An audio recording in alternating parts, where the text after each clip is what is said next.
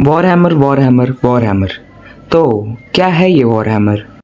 I know war hammer की story बहुत ही complex और बहुत ही कॉम्प्लिकेटेड है, लेकिन आज मैं एक्सप्लेन करने वाला हूँ वॉर हैमर का बेसिक लोर एक बहुत ही सिंपल लैंग्वेज में, ताकि तुम्हें मेरी आने वाली वीडियोस को देखने में आसानी हो। तो चलते हैं वॉर हैमर 40,000 के एक्सप्लेनेशन पर। तो हमारी कहानी आज से हजारों साल बाद पे स्टार्ट होती। कई मिलियनल्स तक ह्यूमैनिटी ने गैलेक्सी को कॉन्कर कर लिया था। 1 मिलियन से ज़्यादा प्लैनेट पे अपनी कॉलोनीज बना ली थी और उन एलियंस रेसिस को भगा दिया था, जिसे वो कलेक्टिवली जेनोस कहते थे। लेकिन फिर ह्यूमैनिटी खुद ही बर्बाद होने लगी। एक अंधेरी डायमेंशन जिसे कहते थे द वॉर रियल स्पेस में घुस गई, जहाँ से आया डिमोनिक करप्शन और साइकिक डिस्टर्बेंसेस, और इंसानों के खिलाफ उन्हीं की बनाई हुई एआई मशीन्स ने वॉर छेड़ दी, जो ह्यूमैनिटी को एक अंधेरे युग में डाल गई। इस अंधेरे से एक आदमी उभर कर आया जिसका नाम था द एम्परर ऑफ मैनकाइंड। उसने टेरा यानी अर्थ को कॉन्कर कर लिया था और सबको यूनाइट कर दिया था, और फिर गैलेक्सीज दोबारा जीतने लगी। लेकिन अब ह्यूमैनिटी को सिर्फ एलियन से नहीं बल्कि वॉर के कियोस गॉड से भी लड़ना था, जो थे Nurgle god of disease and decay, Khorne god of blood and war, Slaanesh god of excess and pleasure, और आखिर में Tzeentch god of change and sorcery.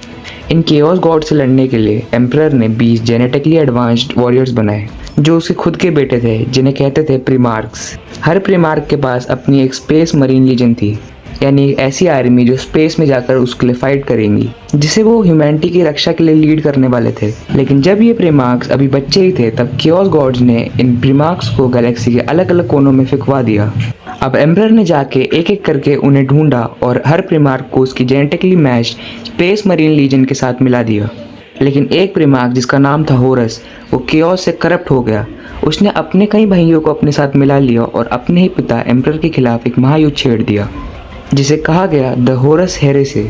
आखिर में होरस को मार दिया गया और हेरेसी खत्म हुई, लेकिन एम्परर खुद भी घायल हो गया, इतना ज़्यादा कि उसे एक परमानेंट लाइफ सपोर्ट सिस्टम में डालना पड़ा। एम्परर के कई बेटे मारे गए और उसका एम्पायर टूटने के कगार पे आ गया।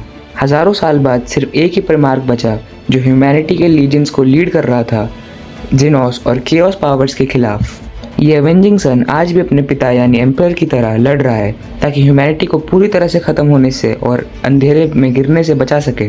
इसलिए grim darkness of the future में सिर्फ युद्ध ही युद्ध है। तो ये थी वॉर हैमर की एक बेसिक लोर। अगर आपको मेरी वीडियो अच्छी लगी तो आपको पता है क्या करना है, और फ्यूचर में भी वॉर हैमर के बारे में और वीडियोज़ आने वाली हैं, तो स्टे ट्यून्ड।